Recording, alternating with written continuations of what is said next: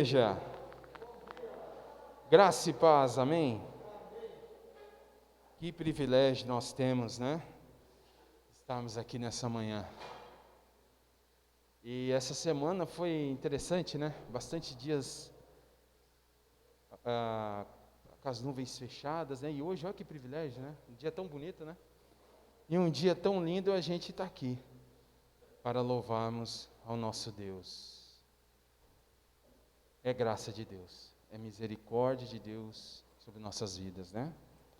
Hoje, as músicas que nós vamos cantar, nós vamos louvar a Deus, fala sobre graça, fala sobre uma graça que nós não merecíamos, um amor que nós não merecíamos e não merecemos.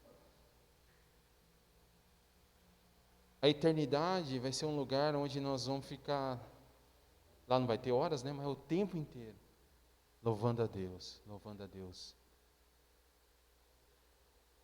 por esse mistério.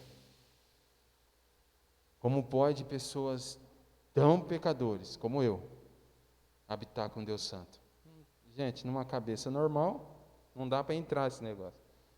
É só Deus para fazer isso. E isso foi feito através do Senhor Jesus Cristo. Amém? E é por isso que você está aqui. Eu estou feliz de ver você aqui, nesta manhã. Abra sua Bíblia, um texto conhecido. Efésios 2. Efésios capítulo 2. Quero chamar o grupo de louvor, nós já vamos, após a leitura, nós vamos começar a louvar o nosso Deus, cantar. Diz assim o texto, Efésios capítulo 2: E vos vivificou, estando vós mortos em ofensas e pecado. Ou seja, Deus te deu vida. Eu e você, nós estávamos mortos nos nossos pecados. Mas Ele chamou a gente para a existência, para uma nova existência. Em que no outro tempo andaste segundo o curso desse mundo, segundo o príncipe da potestade do ar, do espírito que agora opera nos filhos da desobediência. Entre os quais todos nós também andávamos nos desejos da nossa carne, fazendo a vontade da carne e dos pensamentos, e éramos por natureza filhos da ira, como noutros também. Mas Deus, presta atenção aqui, mas Deus que é riquíssimo em misericórdia, pelo seu muito amor com que nos amou, estando nós ainda mortos em nossas ofensas, nos vivificou juntamente com Cristo. Pela graça, sois salvos. Fala assim, pela graça, eu sou salvo. Amém. É bênção. Você está feliz, irmão? Não importa, irmão, segunda-feira, terça, nada, não importa. O projeto está montado. Se você partir daqui a pouco, você está na frente de Cristo. Acabou. Isso deve ser nossa convicção diária. Pela graça, eu sou salvo. Salvação é algo individual. Que privilégio é desfrutar dessa graça maravilhosa. Vamos ficar em pé? E nós vamos cantar essas verdades.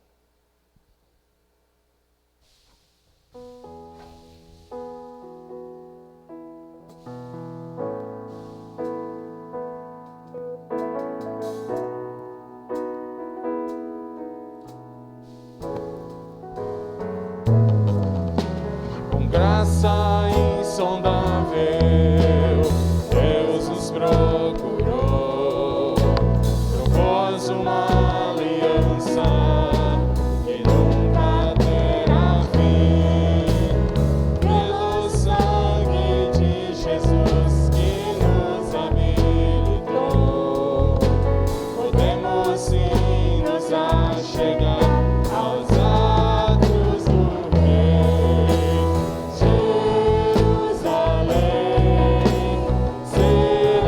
Celestial, cidade do Deus vivo.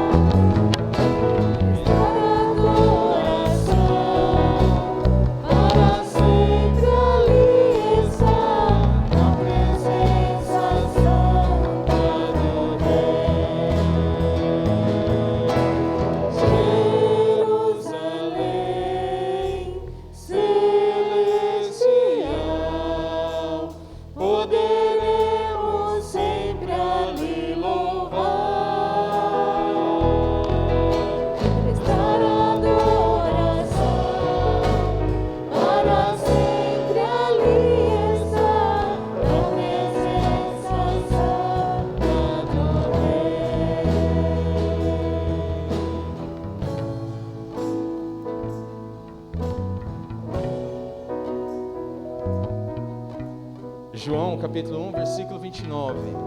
No dia seguinte, João viu a Jesus e vinha para ele e disse: Eis o Cordeiro de Deus que tira o pecado do mundo. É isso que nós vamos cantar.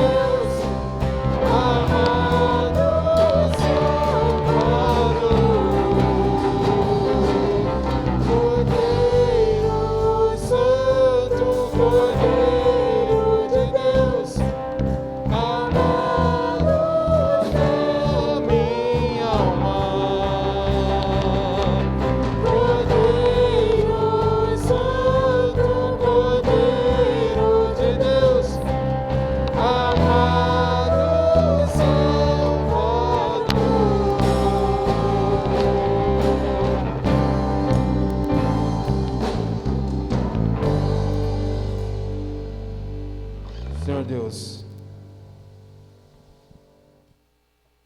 obrigado pelo sacrifício do Teu Filho, amado Jesus Cristo.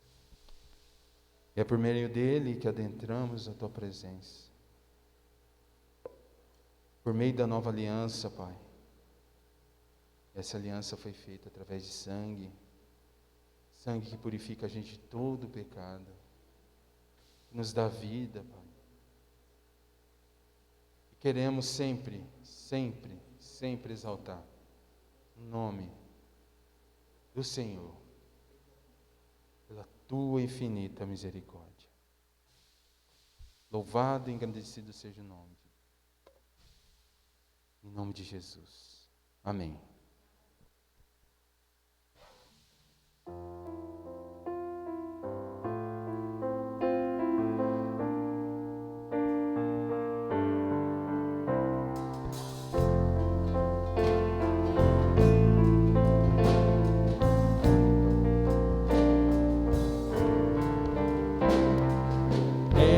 Exaltado, Rei exaltado nos céus,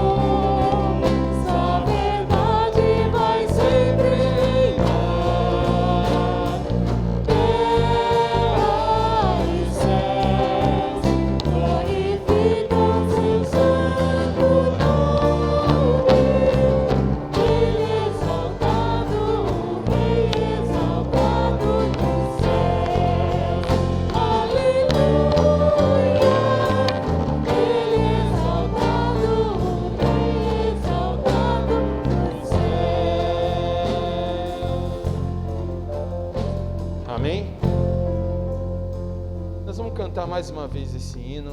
E você que trouxe seu dízimo e sua oferta, você pode estar fazendo nesse momento como uma forma de adoração, porque ofertar também é uma forma de adoração.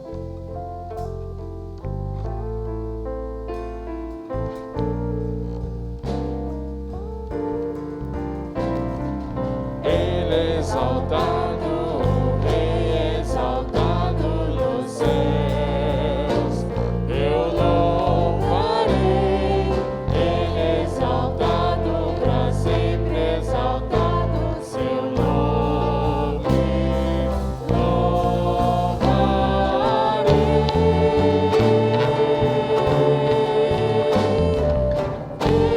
Ele é o Senhor.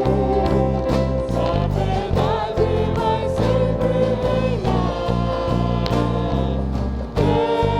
Terra e céus glorificam seu santo nome.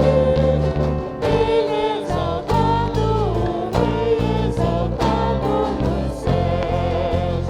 Aleluia. Ele é exaltado, o Rei é exaltado nos céus. Amém. Pai, é verdade. O Senhor é exaltado nos céus, na terra e para todo sempre. Porque o Senhor, somente o Senhor, é o nosso único e verdadeiro Deus. Receba o nosso louvor, nossa adoração. Em nome de Jesus. Amém. Pode sentar, irmãos. Que privilégio nós temos, né? É uma alegria rever muitos irmãos. Que bênção. Que bênção.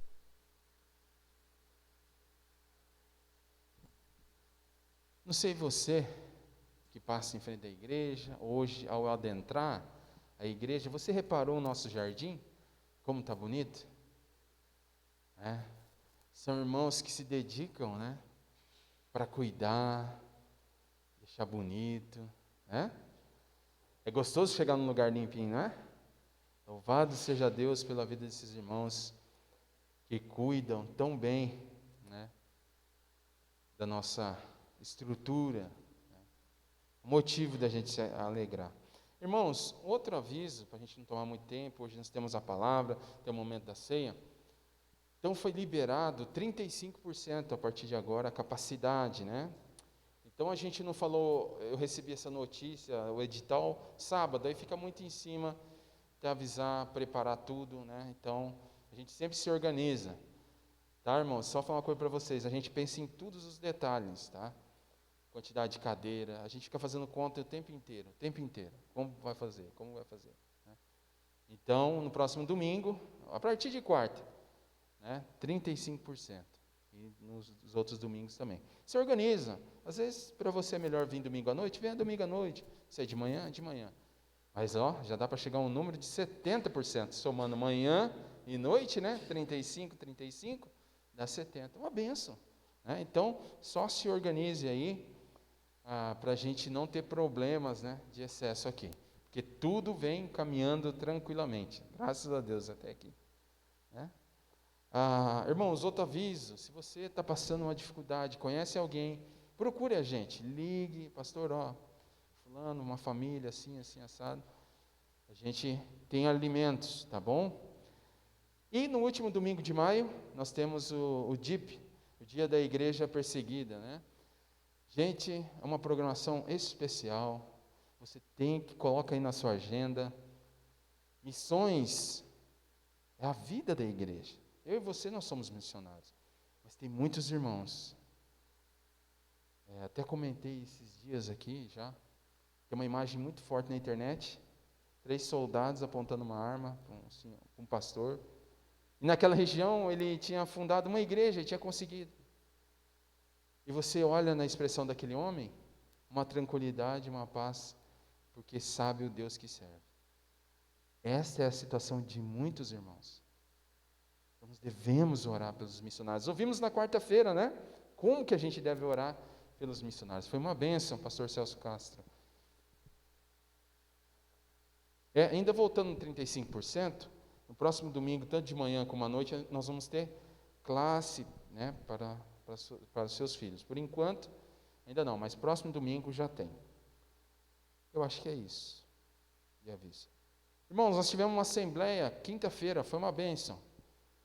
Assembleia também é uma reunião espiritual. Tudo é espiritual, irmãos. Seu trabalho, sua família, tudo é espiritual. Não é só quando você vem na igreja. A vida do cristão é uma coisa só. Tudo é espiritual. E foi uma bênção. Louvado seja Deus pela vida dos irmãos que estavam presentes ali. Eu quero orar por você antes de passar para o momento da palavra. Se você tem um pedido de oração, fique em pé. Vamos orar? Se você está na sua casa, você tem um pedido de oração, coloca nos comentários. A gente está orando. Irmão, você pode passar também seu pedido de oração no meu WhatsApp lá, a gente passa nos grupos, passa em vários. Tá bom? Então, se você tem um pedido de oração, pode encaminhar para a gente. Vai ser um prazer estar orando por você. Vamos orar? Senhor Deus, louvamos e engrandecemos o Teu nome, porque o Senhor está presente aqui. Pela sua presença aqui, Pai, nós, em primeiro lugar, a gente quer só agradecer, Pai, o Teu amor para conosco. Mas também, Pai, queremos apresentar a vida de cada irmão que está aqui em pé nesse momento. Talvez é problema de lutas no campo da saúde. O Senhor tenha misericórdia, Pai, dá um renovo, que a Tua presença seja marcante, Pai. Assim como a gente leu ontem, Pai, que o Elisandro foi desentubado, Pai. Que alegria, que boa notícia, Pai. Nos alegramos com a Adriana e com a Liz, Pai. Louvado e engrandecido seja o Teu nome. Mas queremos lembrar do Isauro, da Kátia, Senhor Deus, que o Senhor tenha misericórdia, Pai, da vida desses irmãos, Pai. Sua recuperação, sua restauração, Senhor Deus. Pedimos pela vida da Julie, Pai, que está presente aqui conosco, Pai. Todo o tratamento, todo esse processo, Pai, que ela vem enfrentando. Que o Senhor continue, Pai, dando graça, favor, misericórdia, que ela se sinta amparada pelo Senhor, como até aqui o Senhor tem amparado a sua vida, Pai. Obrigado, Senhor Deus, pelo seu cuidado, Senhor Deus. Pai, mas se tem algum irmão aqui passando problemas financeiros, Senhor Deus, que o Senhor ajude, Pai, como o Senhor tem ajudado a todos, Pai.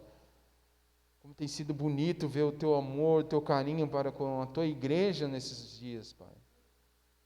Supra, Senhor Deus. E se tem alguém, Pai, desanimado, que possa sair daqui transformado, restaurado, revigorado pelo poder, Pai, da Tua palavra, Senhor Deus. E pedimos, Pai, por aqueles que têm gratidão no coração. Acho que todos têm um motivo especial, pois somos Teus filhos, Pai. Então queremos agradecer, Senhor Deus, mais uma vez, por essa bondade sobre nós. Louvamos e engrandecemos o Teu nome, em nome de Jesus. Amém. Pode se assentar. Passo a palavra para o pastor Joel. E você que está em casa, espera só um pouquinho, tá, irmãos? Pessoal lá, programa ao vivo é assim mesmo, faz sinais, eles falam em libras também. Nós temos um vídeo para as crianças, tá bom? Então nesse momento vai estar passando, e depois vamos ter o momento da palavra, e você se prepara para a ceia. Olá, crianças! Vocês lembram que no último vídeo nós falamos sobre a Bíblia? E nós falamos que a Bíblia é dividida em duas partes, o Antigo Testamento e o Novo Testamento. E hoje nós vamos aprender o nome dos livros que estão no Antigo Testamento, que são 39 livros. Vamos ver?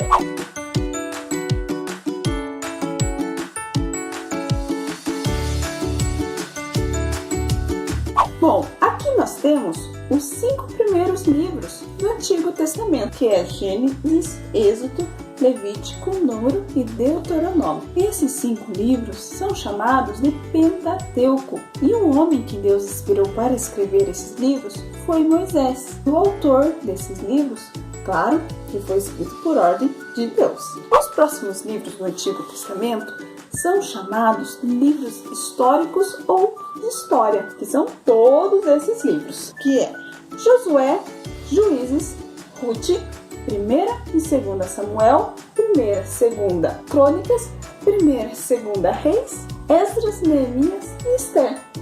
Esses livros contam sobre a história do povo de Israel, a história do povo de Deus. Então, nesses livros, vocês vão encontrar todas essas histórias. Os próximos livros são chamados de livros poéticos.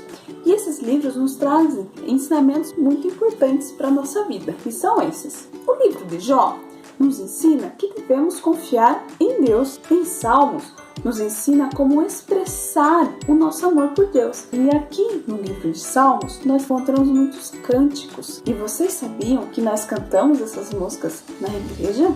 Em Provérbios, nos ensina como viver coisas simples do nosso dia a dia e nos traz ensinamentos importantes. Eclesiastes nos ensina que o que é mais importante na nossa vida é o nosso relacionamento com Deus. E Cantares nos mostra o amor de Deus por nós. Então não esqueçam, esses 5 livros são chamados de livros poéticos. Os próximos livros são chamados de livros proféticos ou livros dos profetas. Mas o que é profeta? Profeta é um homem de Deus que ele leva uma mensagem de Deus para o povo. Então, todos esses livros têm essas histórias de cada profeta e da mensagem que Deus mandou falar para o povo. Mas esses profetas são divididos em 2 grupos, profetas maiores e profetas menores. Os profetas maiores são Jeremias, Lamentações, Isaías, Ezequiel e Daniel.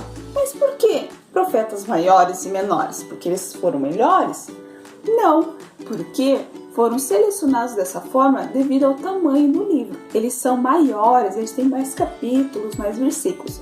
Por isso são chamados de profetas maiores. E agora nós temos os profetas menores, que são livros menores. Nós temos o livro de Oséias, Joel, Amós, Obadias, Jonas, Miqueias, Naum, Abacuque, Sofonias, Ageu, Zacarias e Malaquias.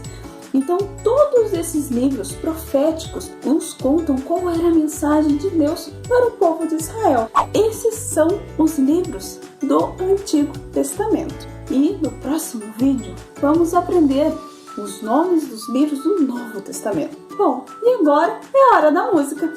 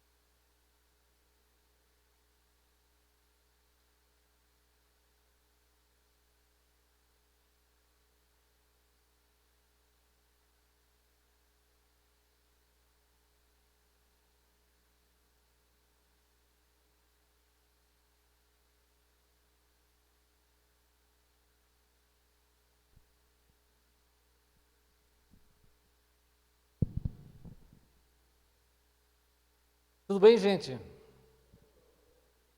Já oramos, né? Então agora vamos para a palavra, o que a gente acabou de ouvir, né? Leia a Bíblia e faça a oração. A oração a gente já fez, vamos para a palavra agora, né? Sua Bíblia já deve estar aberta em 1 João, capítulo 3.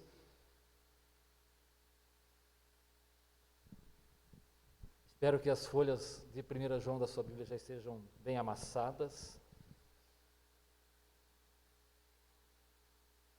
As da minha estão remendadas, mas ainda dá para ler. 1 João, capítulo 3.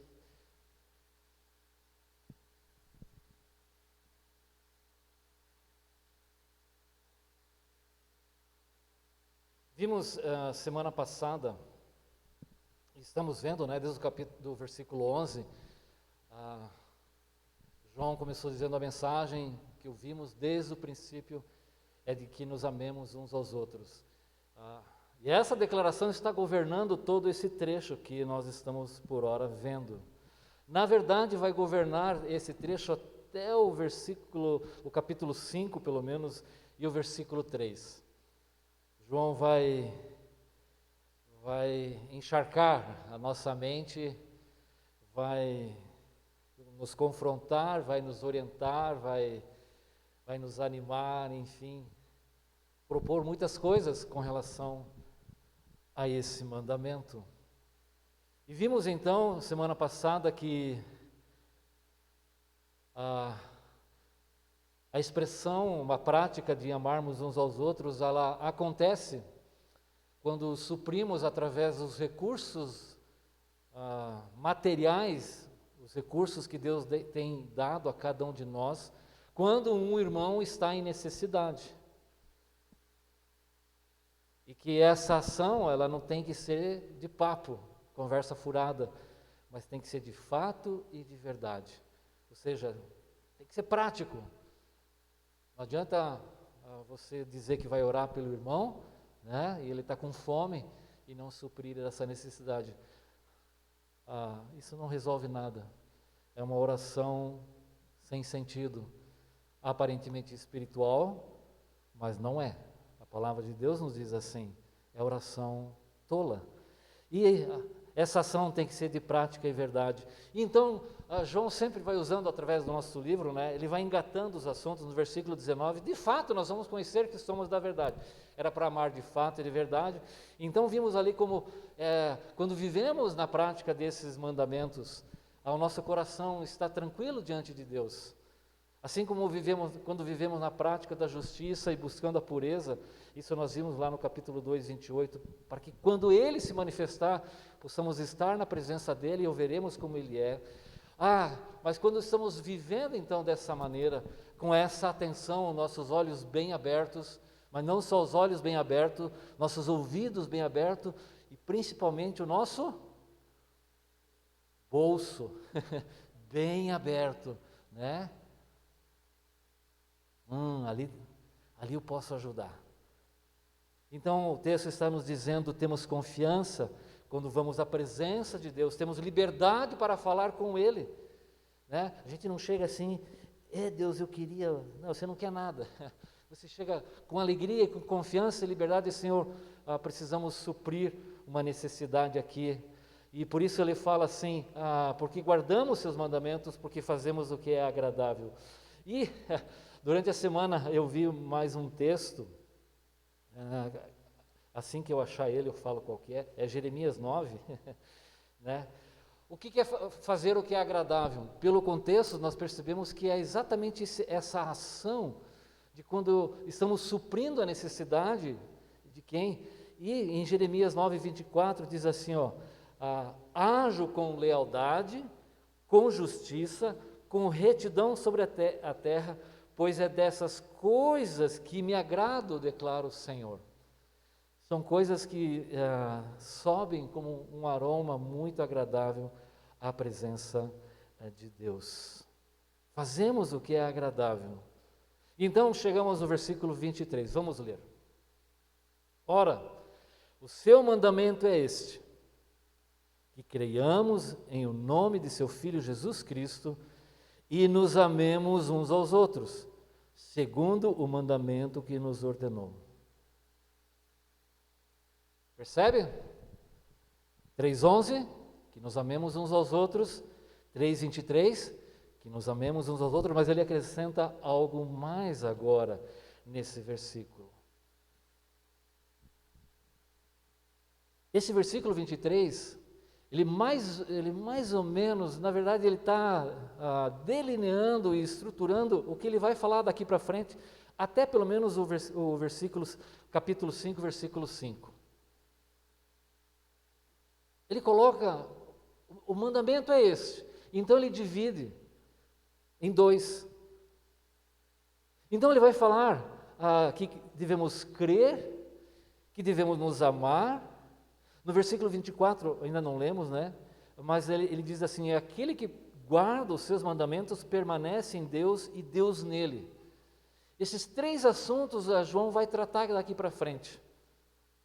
Os fundamentos da fé, os fundamentos do amor, e o que significa e como isso está relacionado com o permanecer em Deus e Deus permanecer na gente. É a primeira vez que ele fala sobre isso. A segunda vez que ele está falando que nos amemos uns aos outros. E vamos verificar então, nos próximos versículos, como a pessoa de Jesus Cristo, as coisas relacionadas com ele, as coisas que ele fez, estão relacionadas entre essas coisas. O amar uns aos outros. Por que devemos amar uns aos outros? Como é que Deus permanece em nós e nós permanecemos em Deus? Quais são os fundamentos da nossa fé tão importante?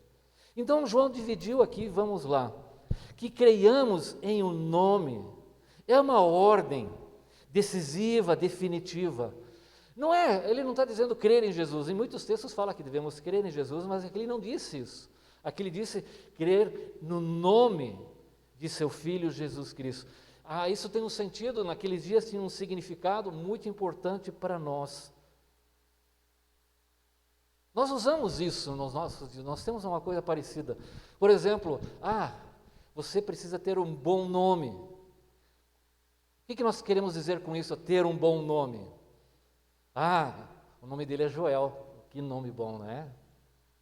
Vocês não riram por quê? É uma coisa séria, né? É um bom nome, né? É isso que ele está querendo dizer?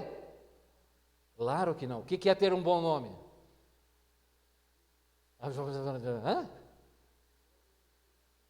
Um nome que esteja limpo, se refere à reputação da pessoa, não é verdade? Então nós temos isso, e é essa ideia aqui, a reputação. Não é uma referência ao RG, qual é o nome da pessoa, como ela é conhecida, mas naqueles dias se referia à natureza, ao caráter, tal como a pessoa manifestou e ela era conhecida. A ideia esse é o perfil dela, a biografia, as coisas que ela realizou, a sua reputação. Hoje também nós fazemos isso, né? Quando você está procurando emprego, o que as empresas pedem de você? O currículo. Então lá está as coisas que você estudou, a experiência que você teve, os cursos, enfim, você faz um resumo ali. No Salmo 124 está escrito assim: o nosso socorro está em o nome do Senhor. O que o salmista está dizendo é que o socorro não reside no fato de que Deus se chama Javé, Jeová, mas significa, o salmista está dizendo que o socorro vem de Deus porque está no amor dele, na misericórdia, no seu poder, na sua compaixão, na aliança que ele estabeleceu com o povo, e que essas coisas foram pelo caráter revelado de Deus, na história da salvação, do socorro, da proteção, de livramento, então tudo aquilo que envolve. Por isso ele podia dizer, o nosso socorro está em o nome do Senhor. Envolve tudo isso.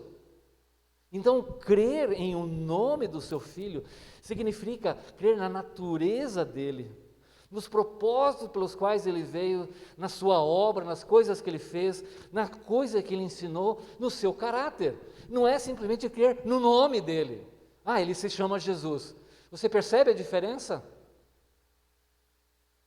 Não é porque ele se chama Jesus que você deve crer nele, mas quando ele diz assim, o nome envolve, engloba toda essa realidade.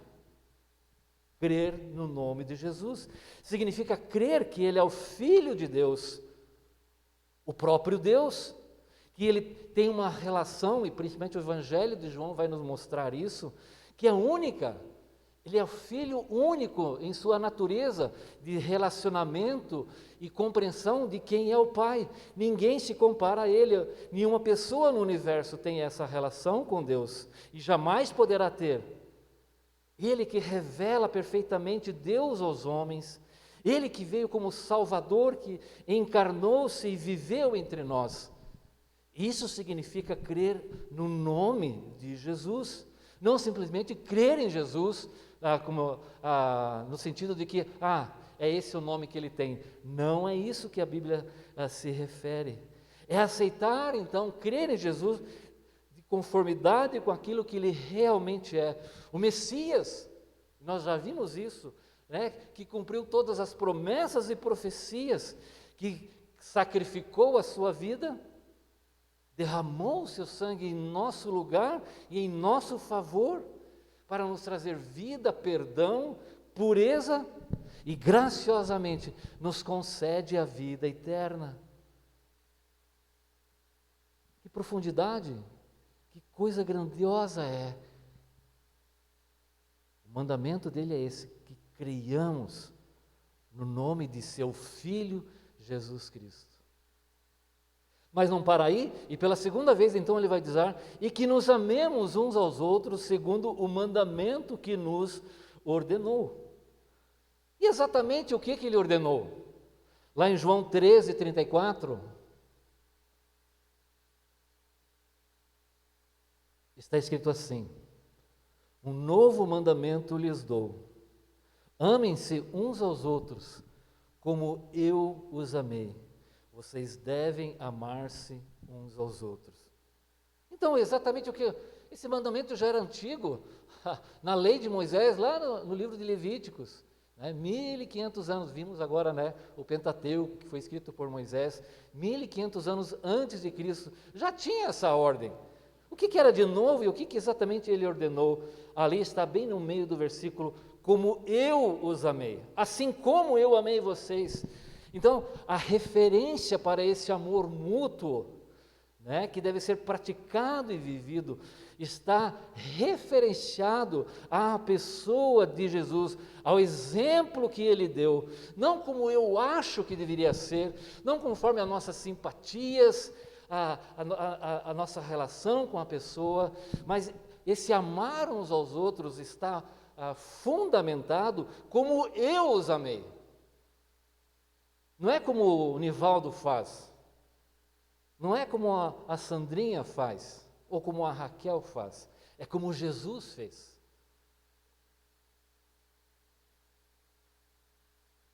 O exemplo vem de Jesus. Isso na verdade é muito protetor para nós, porque elimina qualquer pretensão, Eu amo, eu sei fazer. O Martins não, o Martins é meio devagar. Mas o Nivaldo, Podemos fazer isso, Martins? Não devíamos, O Martins fez assim, e é isso mesmo, Martins. Não deve ser assim, mas muitas vezes é o que a gente pensa. Não. É como Jesus faz. Elimina qualquer pretensão pessoal de querer ser o melhor, o maior, único, especial. Não, é como ele faz. O problema é que a gente pensa, não, só eu faço como Jesus. Então, essa prática do amor uns aos outros, ela não é impulsionada pela intenção, pelo discurso, pela busca de reconhecimento, mas ela é feita e entendida com base naquilo que Jesus fez, no exemplo que ele deu. Uma ação que é continuada, ela não é esporádica, ela é permanente, ou quando você acha que deve fazer, não, é uma ordem. E não busca reconhecimento, ela não busca retribuição, pelo contrário, ela é sacrificial, ela é uma expressão de obediência, ela é sempre direcionada para o outro. O Novo Testamento é muito rico nessas expressões. Olha, por exemplo, o que está escrito em Lucas 6, versículos 31 a 35. Lucas 6, 31 a 35. Ah, já está lá. Ô, Chiquito, está esperto, hein? Como vocês querem que os outros lhes façam, façam também vocês a eles. Esse versículo é conhecido como a regra áurea. Faça aos outros aquilo que você espera que façam com você, né? Mas esse versículo, esse versículo, esse princípio, né? Jesus continua. Que mérito, ele vai usar essa expressão 3 vezes pelo menos. Que mérito vocês terão se amarem ao que os amam? Até os pecadores amam os que os amam. E que mérito terão se fazerem o bem àqueles que são bons para vocês? Até os pecadores agem assim. E que mérito terão se emprestarem às pessoas de quem esperam devolução? Até os pecadores emprestam a pecadores, esperando receber devolução integral. Versículo 35. Amem, porém, os seus inimigos. Façam-lhe o bem, emprestem a eles, sem esperar receber nada de volta. Então, a recompensa que terão será grande. E vocês serão filhos do Altíssimo. Por quê? Porque filhos manifestam algo do Pai. Sempre manifestam. Por isso que a gente diz, o fruto nunca cai longe do pé. Não é assim que a gente fala? Porque olha o que ele diz, vocês serão filhos do Altíssimo, porque Ele é bondoso para com os ingratos e maus. Vai entender Deus? Você gostaria de eliminar essa passagem da Bíblia? Claro que não, João, é a palavra de Deus. Mas muitos, no seu viver, fazem isto. Vivem como se esta passagem não existisse. Eliminam essa passagem. Eliminam as pessoas da sua vida, principalmente daquelas que elas não gostam e odeiam, ou aquelas que estão passando necessidade e vivem como se elas não existissem.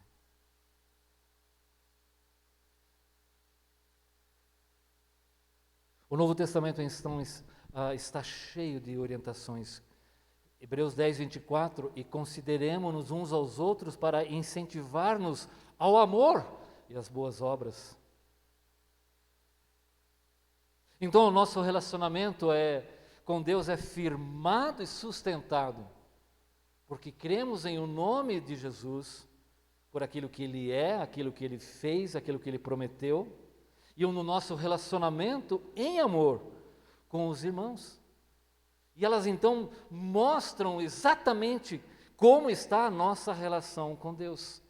O que João basicamente está propondo que vida cristã se manifesta nos nossos relacionamentos.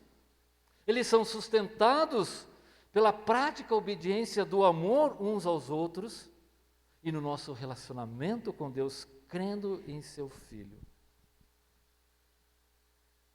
Versículo 24. E aquele que guarda os seus mandamentos, percebe que João engata então, né?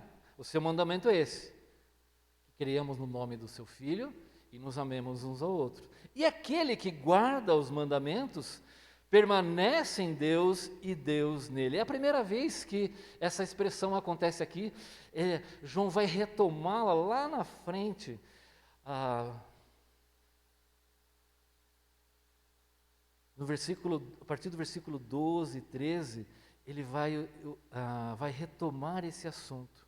Mas ele já começa e nos introduz dessa maneira. Permanecemos em Deus e Deus em nós.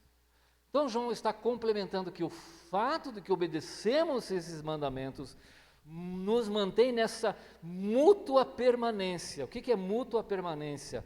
É aquilo que acontece em mim e no outro. E aqui ele está dizendo naquele que crê, né? No seu relacionamento com Deus. Deus permanece nele e ele permanece em Deus.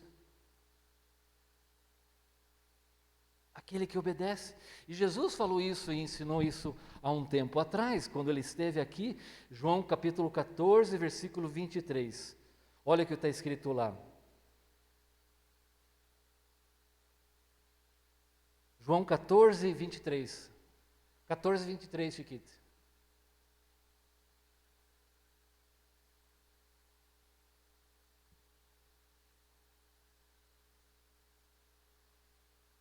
Está escrito assim: respondeu Jesus: se alguém me ama, guardará a minha palavra, meu Pai o amará, nós iremos a eles e faremos nele morada. É aquele cântico que nós cantamos, né? Aquele que tem os meus mandamentos e os guarda, este é o que me ama. E é isso que João, Jesus estão nos propondo. Quando obedecemos e guardamos os mandamentos, cremos em Jesus e nos amamos uns aos outros, esse relacionamento com Deus acontece. João até aqui, fazendo uma rápida recapitulação, relacionou várias vezes como nós permanecemos em Deus. As diversas condições e realidades. Ele disse, por exemplo, lá em 1 João 2,6, né? Aquele que diz que permanece em Deus deve andar como Jesus andou. Aquele que ama o seu irmão permanece em Deus. Aquele que permanece nos ensinos aprendidos permanece em Deus. Aquele que não vive na prática do pecado permanece em Deus. Mas agora João vai ampliar um pouquinho esse conceito, e aqui ele então está dizendo, ele está dizendo, né, quando guardamos os mandamentos, permanecemos em Deus, e ele está dizendo também que isso faz com que permaneçamos, Deus permanece em nossa vida. A comunhão com Ele é permanente. A comunhão com Deus é sustentada por esse permanecer que ele já vem descrevendo ao longo do livro. Aí a obediência é essencial, necessária e exigida para esse relacionamento próximo com Deus. Viver sobre a influência dEle, viver na luz dEle. Lembram lá no passado, 1 João 1, 5 a 7? Deus é luz, Deus está na luz. Se dissermos que temos comunhão com Deus, temos que viver na luz. Se dissermos que temos comunhão uns com os outros, devemos viver na luz. A obediência, então, é necessária e inegociável. Se alguém permanecer em mim e eu nele, esse dá muito fruto. No versículo João 15,4, permaneçam em mim e eu permanecerei em vocês. Vocês não podem dar muito fruto se não permanecerem em mim. É essa relação de proximidade, de nós estarmos em Deus e Deus estar em nós, que faz com que a vida seja frutífera. Então, esses mandamentos ao qual João está nos dizendo aqui, né, acrescentado ao fato de que ele já falou um pouquinho antes para nós aqui, né, de alguém que vive na prática da justiça, não vive uma vida de pecado, alguém que busca a pureza porque ele é puro. Essas coisas nos diferenciam uns dos aquilo que ele chamou, uma frase bem pesada, né, versículo 3:10, nisso são manifestos os filhos de Deus e os filhos do diabo. E como aquela prática ele exemplificou na vida de Caim. É nessas coisas que está a distinção.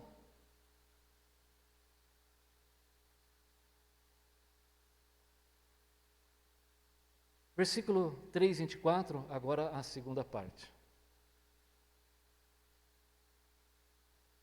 E nisto conhecemos que Ele permanece em nós, pelo Espírito que nos deu. Percebeu?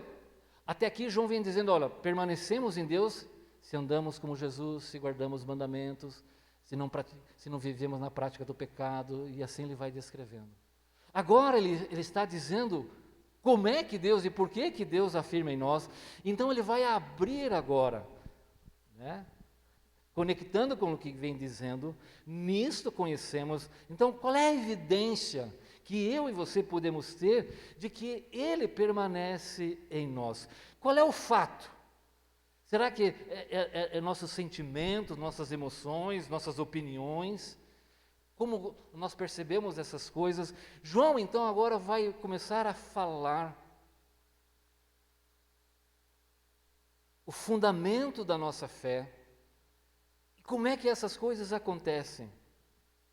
E a primeira declaração que ele fala, então, o fato, a realidade pela qual nós ficamos sabendo e conhecendo que Ele permanece em nós, está ali escrito. Como é que nós sabemos que Ele permanece em nós? Segundo o versículo lá, vamos ver se você já pegou a ideia. Fala mais alto. É algo mais que está escrito ali. Porque Ele... Fala mais alto, eu não estou ouvindo. Não, olha o texto. 1 João 3,24. Não.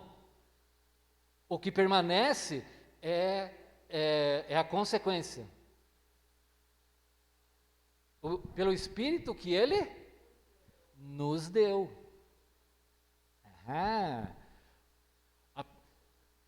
João falou, olha, nós permanecemos em Deus por causa disso, disso, disso. Agora, Ele permanece em nós pelo qual? Pelo Espírito? Não. É pelo Espírito que Ele nos deu.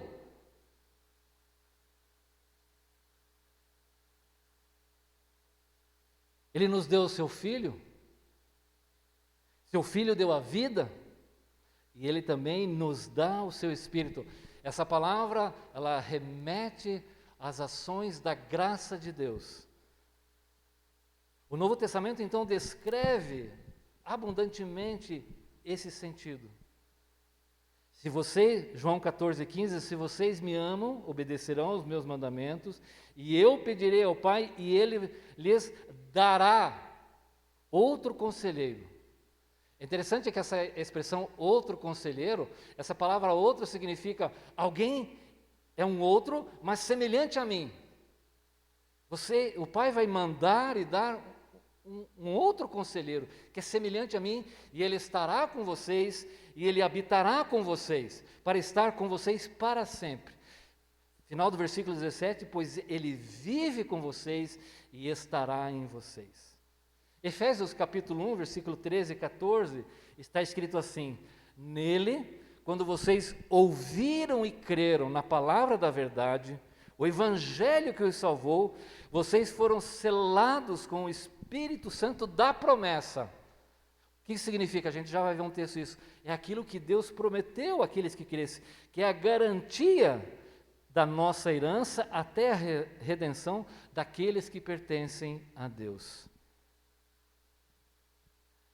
Atos 1,8 nós conhecemos, mas vocês receberão poder quando o Espírito descer sobre vocês. Romanos 5,5 diz, por meio do Espírito Santo que Ele nos concedeu. Romanos 8,11 diz assim, por meio do seu Espírito que habita em vocês. E logo adiante ele diz assim no versículo 16, o próprio Espírito testemunha com o nosso Espírito que somos filhos de Deus. Gálatas 6,4, Deus enviou o Espírito de seu Filho aos seus corações. Assim como o Filho foi enviado, Jesus, o Espírito também foi enviado aos nossos corações. E como esse texto não estava no início, depois eu lembrei dele. João 14,16 diz assim, João 14,16, e eu rogarei ao Pai, e Ele vos dará outro Consolador. Lucas 24, 49. E eis que envio sobre vós a promessa do meu Pai. Então, desde o início, antes mesmo de Jesus partir, Ele já tinha prometido, né? A concessão, a oferta graciosa, a promessa do envio do Espírito a todo aquele que cresce.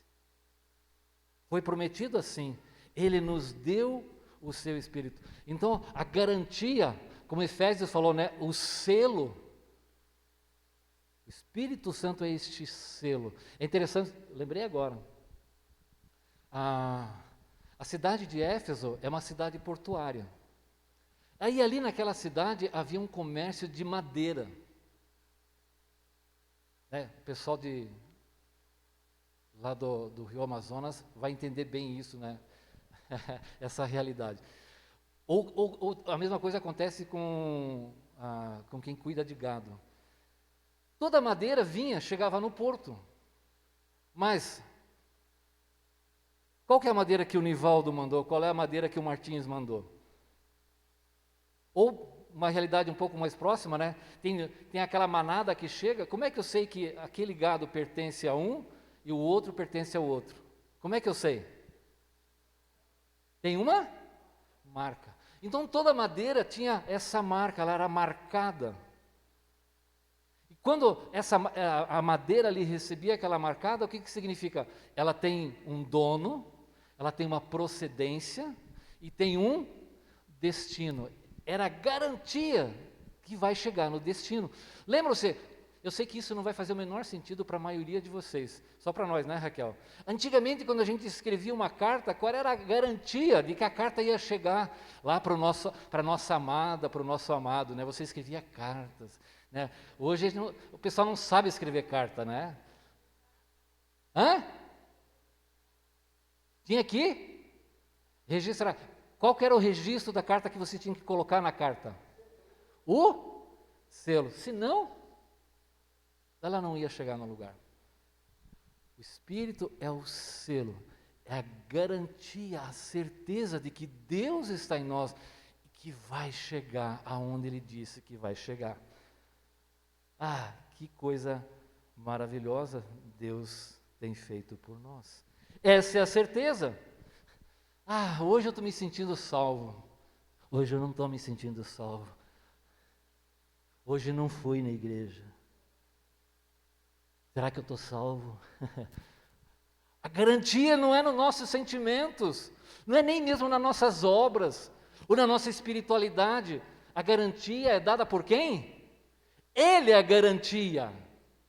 Lembra-se, tinha uma propaganda, né, uma brincadeira antiga, né, daqueles produtos do Paraguai, né? O vendedor dizia, la garantia soy yo. Nós temos uma garantia que não depende da gente, é de Deus. Ele nos deu o seu Espírito. Ele permanece em nós pelo Espírito que nos deu. Então João vai desenvolver mais lá na frente, né, essa permanência.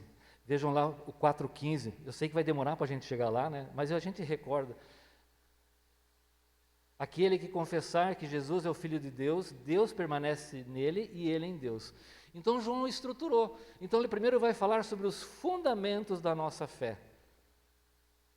Ele introduz isso pela concessão, pela obra do Espírito que Ele nos deu, que habita em nós, e isso está relacionado com o que ele vai começar aqui no versículo 4. Né? Então, muitas vezes a gente, por causa dessa divisão de capítulos e versículos, nós desconectamos as coisas, e não é.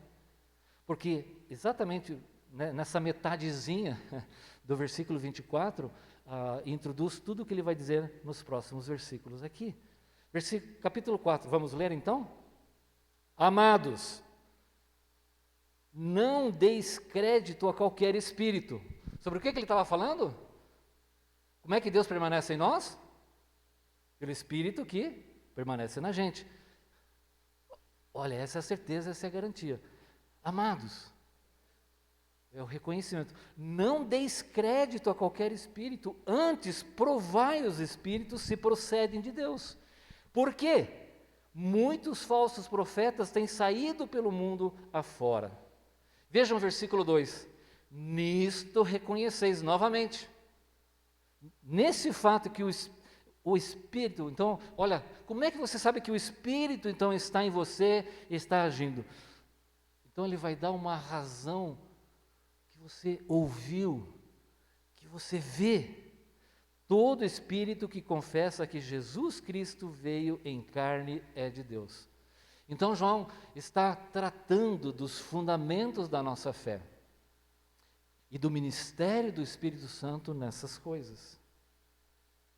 Então, João vai nos mostrar que a ação do Espírito não é uma coisa mística, não está, mas é algo concreto, algo que João vai dizer, olha, é aquilo que vocês estão ouvindo e vendo e discernindo.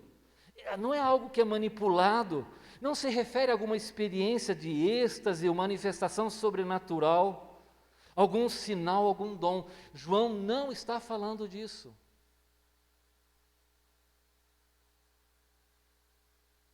João está falando de algo bem diferente. E na verdade, isso que João está nos dizendo é algo tão atual, tão premente e urgente daquilo que está acontecendo.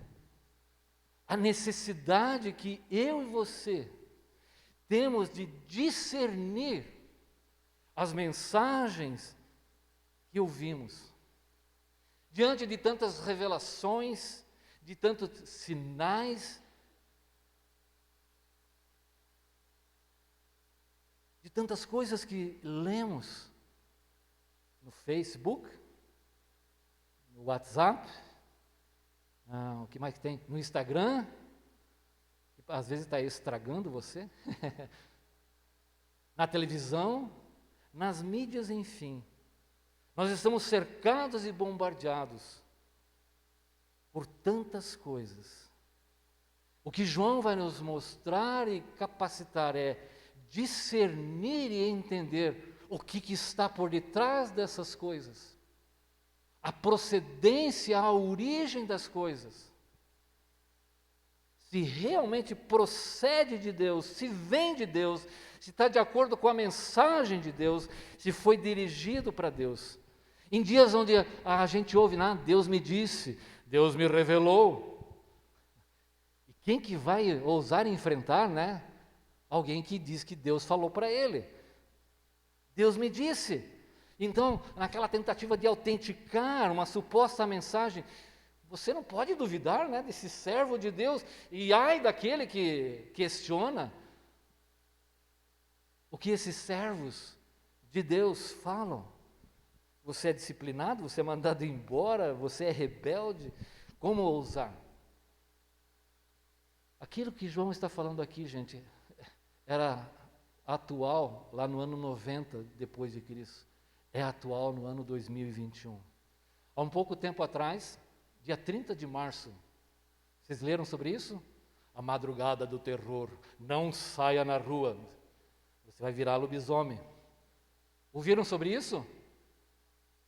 Um profeta de Deus, falando que ia acontecer coisas horríveis.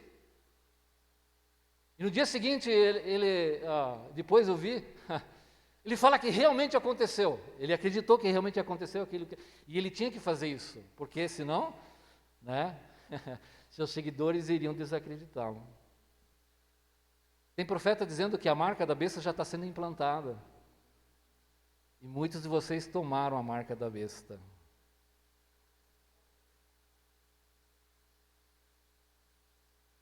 Que besteira. Falsos profetas. Quanta asneira, quanta besteira. Existem cristãos que estão fazendo teologia em cima de novelas, daquelas histórias, em cima de livros, e não do livro. O que João está nos falando é algo muito sério e muito atual. Não é brincadeira. Para que você aprenda a discernir e compreender. Você quer ver novela? Pode, você pode ir para o Facebook, você tem, é lícito. Nós não vamos proibir de você ler essas coisas. a palavra nos ensina a discernir estas coisas. O que está por detrás? E é isso que João está nos ensinando aqui. E essa capacidade de discernimento, então, reside no fato de que permanecemos em Deus e Deus permanece em nós pelo Espírito que Ele nos deu. João, então, vai elaborar como distinguir o verdadeiro cristão e o verdadeiro profeta, apontando para o conteúdo, a doutrina desse profeta e a reação às suas mensagens. Nós não vamos chegar lá hoje. Aquele relógio lá, né? Ele deve estar com um espírito mau, então ele está andando muito rápido, né? Mas é o que João está nos ensinando. Qual é o conteúdo, qual é a doutrina e qual é a reação desses ouvintes e as mensagens que eles estão ouvindo. E essas mensagens então vão denunciar e vão mostrar qual é o espírito que está agindo por detrás, qual é a procedência, quem está produzindo esses ensinamentos. É isso que João está alertando.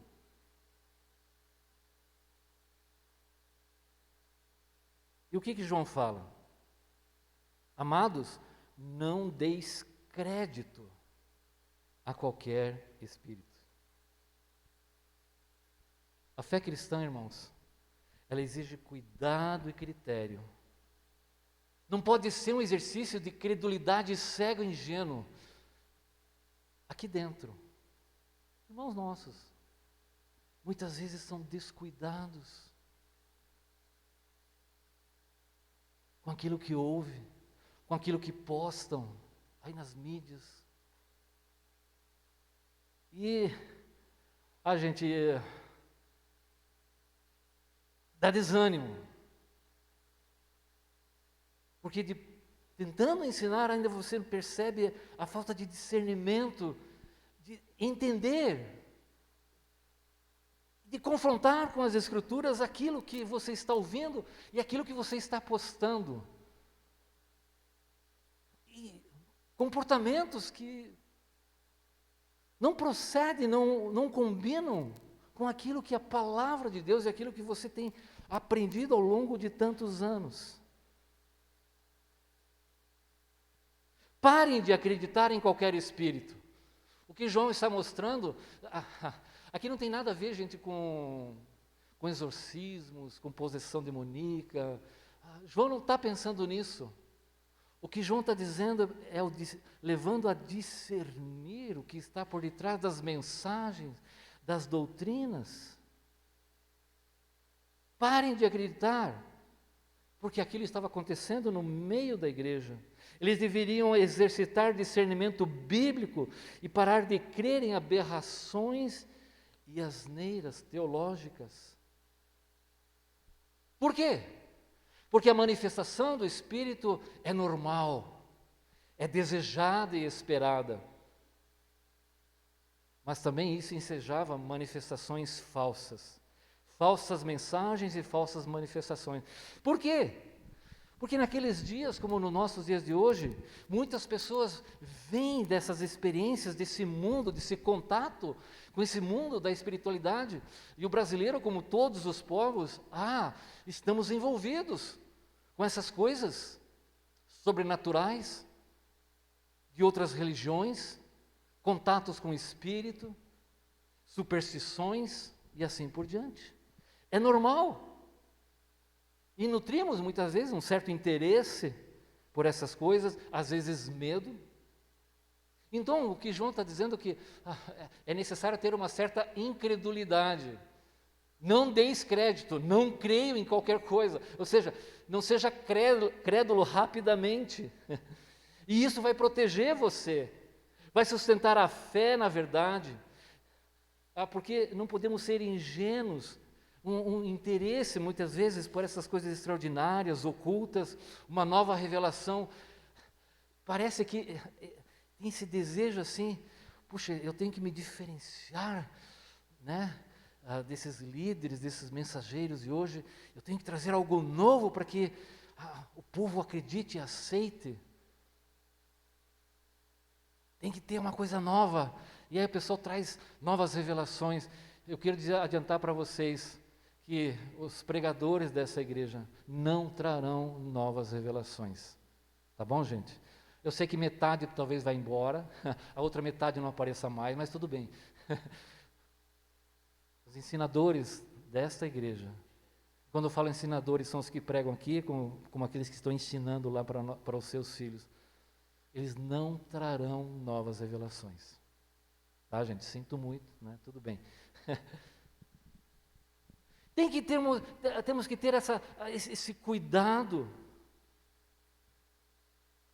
E o que João fala?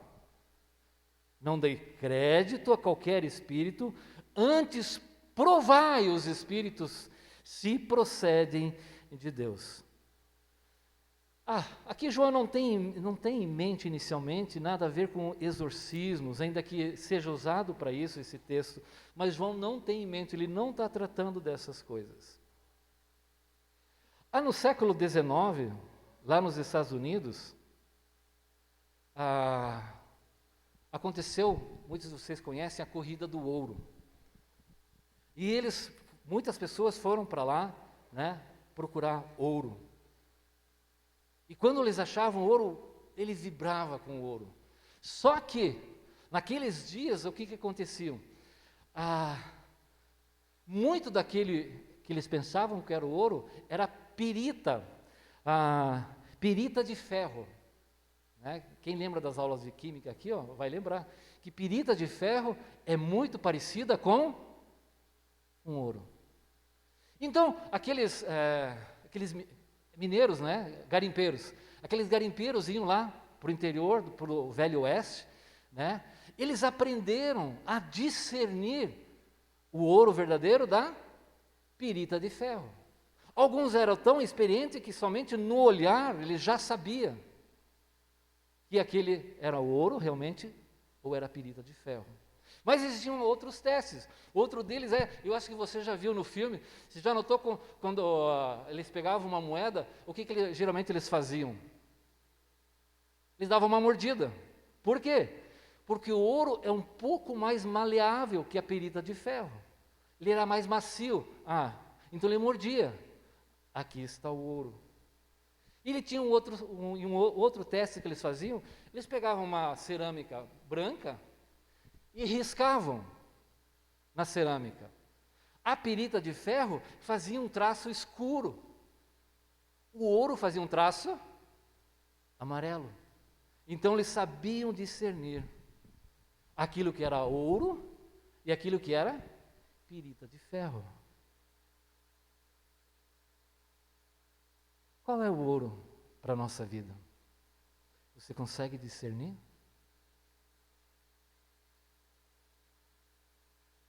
Avaliai se os espíritos vêm de Deus. E João está dizendo, o que vocês ouvem, o que vocês estão vendo, avalie esses mestres e ensinadores, se verdadeiramente o que está por detrás procede de Deus ou de espíritos enganadores. 1 Timóteo, capítulo 4, versículo 1 e 2. Seguirão espíritos enganadores nos últimos tempos, alguns abandonarão a fé e seguirão espíritos enganadores e doutrinas de demônios. 2 Pedro 2,1, estes introduzirão secretamente heresias destruidoras. Judas, versículo 4, transformam a graça de Deus em libertinagem e negam Jesus Cristo. Atos 20, 28, final do versículo 30, e se levantarão homens que torcerão a verdade, a fim de atrair os discípulos. Estes são alguns textos, há dezenas deles, onde os apóstolos, os líderes da igreja estavam sempre alertando as suas comunidades, as quais eles cuidavam, as quais estavam dirigindo. Tomem cuidado. Avalie. Primeiro vem a procedência, a avaliação da procedência, da origem, do conteúdo daquilo que está sendo ensinado. Depois vem a confiança. Por quê? Olha o que está acontecendo, final do versículo 4. Por que João está falando isso? Porque muitos falsos profetas têm saído pelo mundo afora. João então está mostrando, ao avaliar os espíritos, não é para simplesmente, alguém que está possesso lá, quem que está aí, confessa a Jesus. Não é isso. João está alertando, olha, seja criterioso. Avalie à luz da palavra de Deus se aquilo é um ouro verdadeiro ou é uma mensagem falsa. Porque muitos falsos profetas têm saído pelo mundo afora. Estavam aí, perambulando pelo mundo, disseminando os seus falsos ensinos, o falso evangelho, pervertendo os ouvintes e a sua fé, pervertendo a doutrina. E quando se perverte a doutrina, aquilo afeta a sua vida e a sua prática. Por que João o tempo todo está dizendo, amem-se uns aos outros? Porque as doutrinas daqueles falsos homens estavam levando a desconsiderar, a odiar, a não prestar atenção na vida dos demais irmãos. Eles estavam vivendo, a doutrina influencia a nossa vida. E por isso João está aqui. Veja só, versículo 4. Provai se os espíritos procedem de Deus. Versículo 3. Todo espírito que não confessa não procede de Deus. João, nesse contexto aqui, essa ideia da origem da fonte, de onde vêm as coisas, é recorrente. Velho e Novo Testamento estão cheios de alertas. Efésios 4,14 diz assim: para que não sejamos como crianças jogadas daqui para lá, pelas ondas elevadas a rodar por todo vento de doutrina, pelo engano dos homens, pela astúcia em conspiração enganosa. Então é necessário, a examinar cuidadosamente, apegar-se ao que é bom e abster-se de toda forma do mal.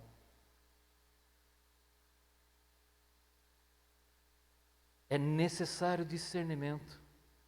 Se você não tem discernimento nessas mensagens, você não vai conseguir levar e explicar a verdade às outras pessoas. Vamos para encerrar. 1 Timóteo, capítulo 6, versículos 20 e 21. Está lá? Beleza. Deixa eu achar aqui então. Rápido, João. Os irmãos estão com fome.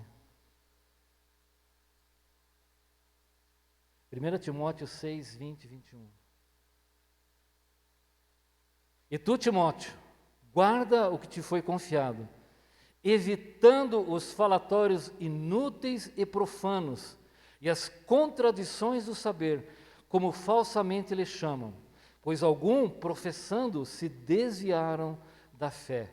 E virando a página, 2 Timóteo 1, 13 e 14, mantém o padrão das sãs palavras que de mim ouviste com fé e com amor que está em Cristo Jesus. Guarda o bom depósito mediante o Espírito Santo que habita em nós. João e Paulo pensavam igual, né? A presença do Espírito ajudando. Irmãos, tem que ter discernimento. Às vezes você vê na televisão, poxa, olha aquele político, né? Ele está orando, ele está no culto. Esse cara é bom. Como é que pode? É um mentiroso. Vive dizendo palavrão. E Tiago me diz assim: como é que pode a boca que fala bênção falar maldição? Isso é impossível. Então nós somos tão enganados. Tinha um político aqui, né? Ele mencionava a Bíblia mais do que pastor. Esse cara é um cristão? Não. A palavra diz: pelos frutos os conhecereis. É a palavra que avalia se aquilo é ouro ou se aquilo é uma coisa falsa. E João está muito preocupado. Está nos ajudando e ensinando a sua comunidade a discernir. as coisas, de acordo com a palavra de Deus. E essa é a preocupação dele. Avaliai.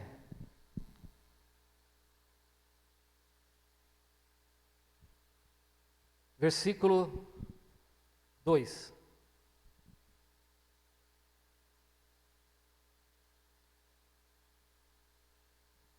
Nisto reconheceis o Espírito de Deus.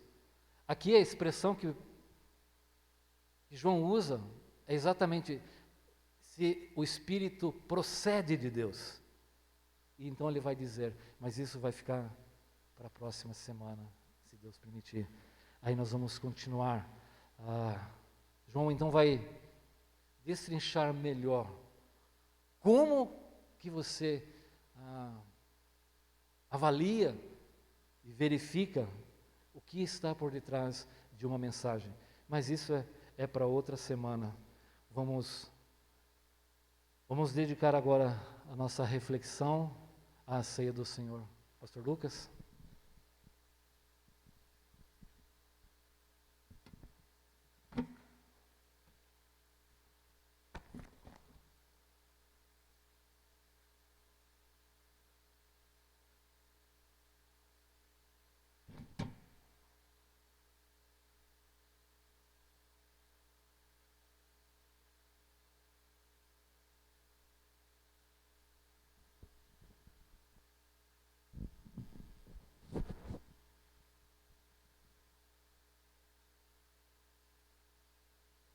John Stott diz assim: uma igreja viva é uma igreja que aprende.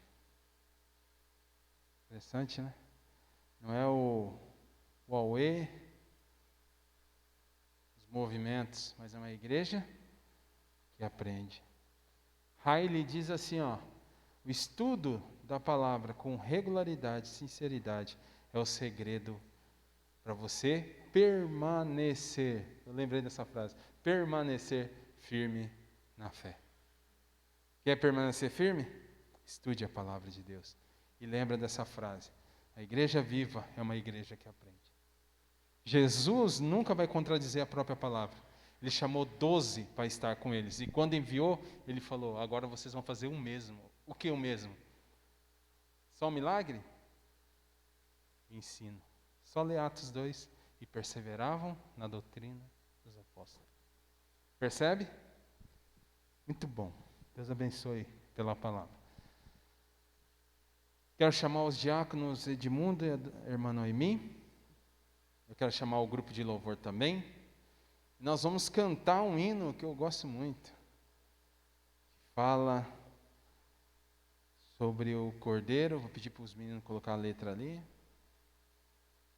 Vamos colocar em pé? Enquanto a gente canta, nossos amados irmãos vão estar servindo, tá bom?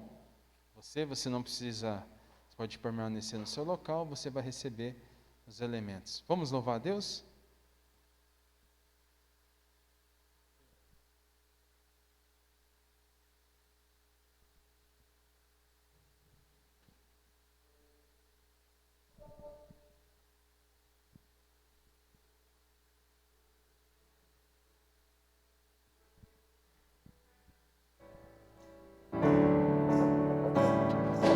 Bendito seja o Cordeiro que na cruz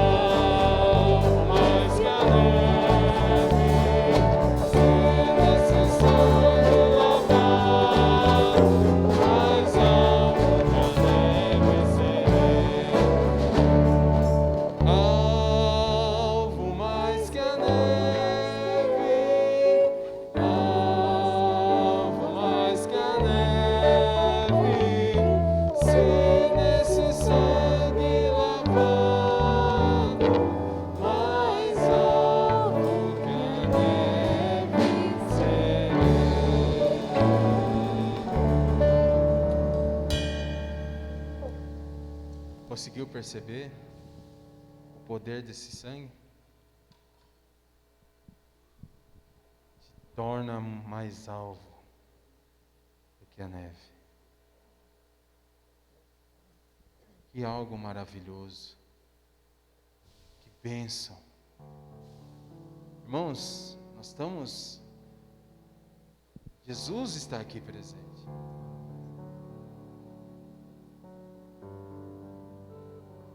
Estamos diante do Cordeiro. E Ele nos oferece essa oportunidade nesta manhã de celebrarmos juntos com Ele. O partir do pão, o cálice. Que privilégio que o Senhor nos deu. Muitos comemoram assentar-se à mesa de reis, grandes homens, mas você nesse momento, você está sentado à mesa do Rei dos Reis, do Senhor dos Senhores. Que privilégio! E um dia, como diz um pastor amigo meu, vai ser ao vivaz. Nós vamos poder enxergar o Cordeiro. Você está ansiando esse dia? Ele mesmo falou, vocês celebrem até que eu venha. Ele vai voltar, irmãos. E um dia nós vamos estar lá junto. Não deixe a rotina. Por isso que Paulo sempre lembrou, irmãos, examine-se, pois o homem, coma do pão e beba do cálice. Nesse momento eu vou te dar um tempo para você orar. Examine-se como está seu coração, porque eu estou falando de realidades, foi pregado sobre verdade, mas seu coração pode estar muito longe daí. Talvez celebrar a ceia já virou uma rotina. Hoje é culto de ceia, eu vou lá. Não, meu querido, Cristo está presente aqui. Nós estamos diante dele. Não é rotina, é vida. É vida. Olha o que diz a palavra de Deus. Mateus capítulo 26, versículo 26. Enquanto comiam, Jesus tomou o pão e abençoando partiu e o deu aos discípulos e disse: tomai, comei, isto é o meu corpo. Vamos comer pão?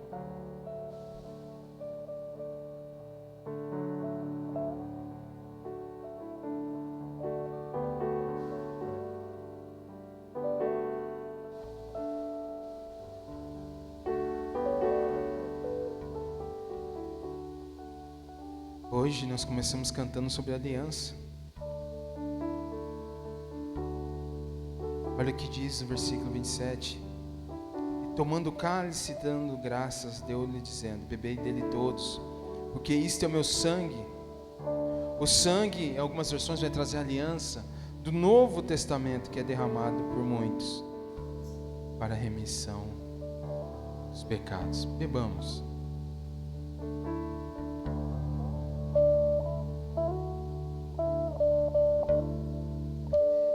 Pai, é verdade.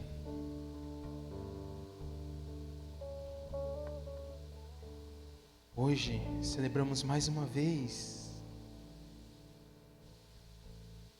junto com o Senhor. Mas um dia, Pai, nós aguardamos celebrar com todo o Teu povo reunidos. Oh, como nós ansiamos, Pai, esse grande dia. Mas se celebramos hoje, é porque nós temos a certeza que já temos vida, somos perdoados, somos amados pelo Senhor, e o Senhor está vivo. Que privilégio, Pai, que privilégio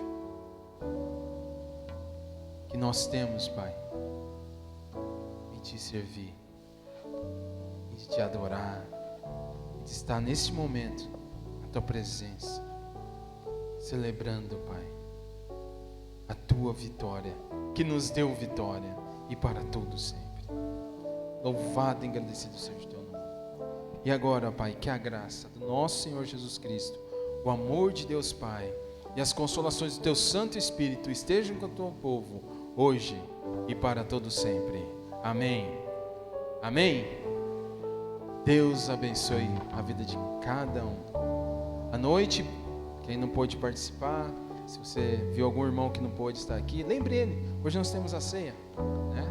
Então o culto às 19 horas. Tome cuidado ali na aglomeração na saída. Deus abençoe. Um bom domingo a todos.